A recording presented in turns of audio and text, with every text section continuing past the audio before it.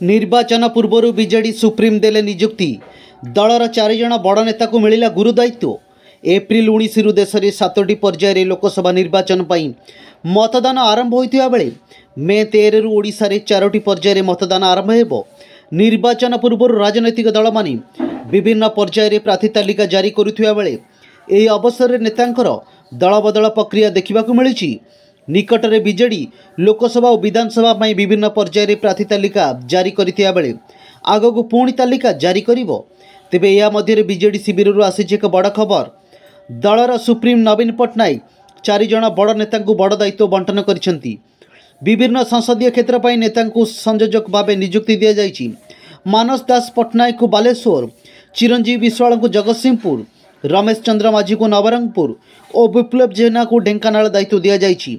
एने दलर सांगठनिक संपादक प्रणव प्रकाश दास एक सूचना जारी करिसेंती।